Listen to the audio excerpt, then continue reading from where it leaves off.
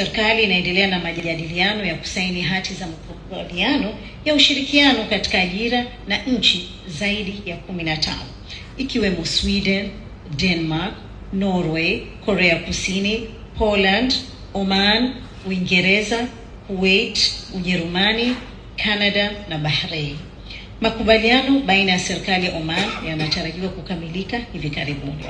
Utekelezaji wa ajenda hii unahusisha kwa karibu wadau wetu wakuu, hususan wakala binafsi wa ajira waliosajiliwa na kusimamiwa na ofisi yetu Waziri Mkuu, Kazi, Ajira na Mahusiano.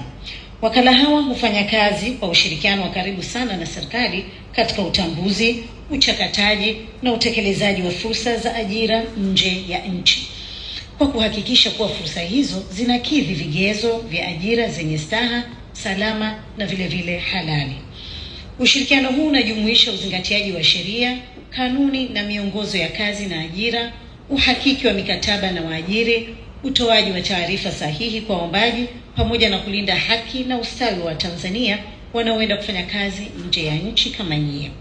Kupitia uratibu huu, serikali na wakala wanahakikisha mchakato wa ajira unakuwa wa wazi na unaolenga maslahi mapana ya Watanzania. Serikali imeandaa mwongozo wa wakala binafsi wa ajira wa mwaka 2025 ambao huo unalenga kusimamia na kuratibu shughuli za wakala binafsi wa ajira nchini ili kulinda haki za Watanzania wanaounganishwa kwenye fursa za ajira ndani na nje ya nchi. Kipindi cha kuanzia mwezi Julai 2025 hadi Februari mwaka huu 2026, Watanzania 4966 wameunganishwa na fursa za ajira nje ya nchi.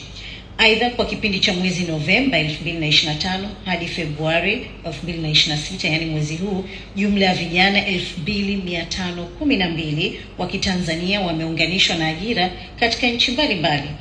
Fursa hizi zimehusisha sekta za kilimo, sayansi na chakula, uuguzi, uendeshaji mitambo, sheria, udereva, uchimbaji madini, upishi, udhibiti ubora, masoko, ujenzi na huduma za nyumbani. Napenda kuwapongeza na kuaga rasmi vijana 500 wanaoenda kufanya kazi nje ya nchi, na nyinyi ni wawakilishi kati ya hao 500.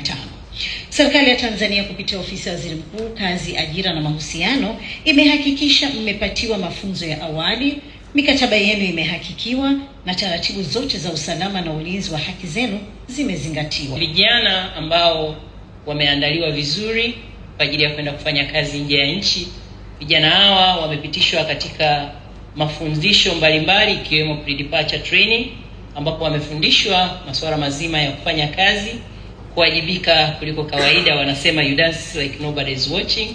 Unafanya kazi kweli kweli, watu waone uwezo wa Mtanzania na namna ambavyo Mtanzania amefundishwa kazi. Tumeweza kutoa elimu kwenye hili kundi na wote wameweza kujiandikisha, na mpaka tutakapomaliza hili zoezi hapa, huu mkutano, basi tutaweza kuwapatia vitambulisho vyao. Ni fursa hii tuliyopata na serikali yetu kutusaidia kwenda nchi za wenzetu, nchi za nje, specifically naenda Ujerumani. Tuna imani tutawakilisha nchi vizuri tukijifunza, lakini tukitumia utaalamu wetu. Ninaamini kwenda huko kutanisaidia kupata ujuzi zaidi, kujua teknolojia katika uzalishaji, hasa katika kilimo na mifugo, zaidi katika mifugo.